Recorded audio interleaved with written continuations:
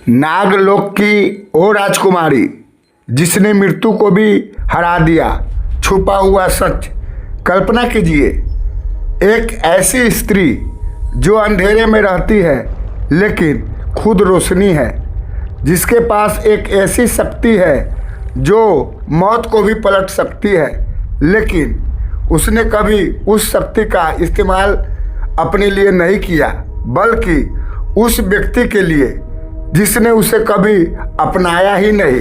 ये कहानी है नागलोक की उस रहस्यमय राजकुमारी की जिसका नाम इतिहास ने छुपा दिया, लेकिन जिसकी शक्ति आज भी जिंदा है। दोस्तों, हमारी दुनिया के नीचे एक और दुनिया बसती है जहाँ न सूरज उगता है न चांद दिखाई देता है, फिर भी वहाँ अंधेरा नहीं होता, क्योंकि वहाँ की रोशनी मनियों से आती है। वो है नागलोक, एक ऐसी जगह जहाँ के निवासी इंसान भी है और सर्प भी। ज्ञान, शक्ति और रहस्य तीनों का संगम। लेकिन इस दुनिया में भी एक कहानी अधूरी रह गई, एक प्रेम जो कभी पूरा नहीं हुआ। रहस्यमय राजकुमारी। नागलोक के राजा थे एक शक्तिशाली और न्यायप्रिय नागराज, और उनकी एक पुत्री थी अनंता। उसकी आंखों में अजीब सी शांति थी, लेकिन दिल में एक गहरा खालीपन। वो सिर्फ सुंदर नहीं थी, बल्कि ज्ञान और शक्ति में भी सबसे आगे थी। वो जल में सांस ले सकती थी, सर्वरूप बदल सकती थी और मंत्रों की सिद्ध विदुषी थी। लेकिन उसकी जिंदगी में एक दर्द था। उसका विवाह हुआ था, लेकिन उसके पति को एक गरुड़ ने मार दिया, और उसी दिन से उसकी जिंदगी में सन्नाटा बस गया। वो रात जिसने सब बदल दिया। एक रात गंगा के किनारे एक योद्धा स्नान कर रहा था। उसके शरीर से तेज निकल रहा था। वो कोई साधारण इंसान नहीं था, वो था एक महान धनुर्धर। जैसे ही वो पानी में उतरा, अचानक किसी ने उसका पैर पकड़ लिया और उसे खींच लिया गहराई में। लेकिन नीचे अंधेरा नहीं था, वहाँ था नागलोक, और उसके सामने खड़ी थी अनंता। उसने पहली बार किसी को देखा जिसने उसके दिल को छू लिया। उसने कहा, मैं तुम्हें बहुत पहले से देख रही हूँ और अब मैं तुम्हें खोना नहीं चाहती। अधूरा प्रेम। योद्धा धर्म में बंधा हुआ था। उसने कहा, मैं व्रत में हूँ, मैं तुम्हारा नहीं हो सकता। लेकिन अनंता ने सिर्फ एक बात कही, मैं कुछ नहीं मांग रही, बस एक रात जहाँ मैं तुम्हारे साथ जी सकूं।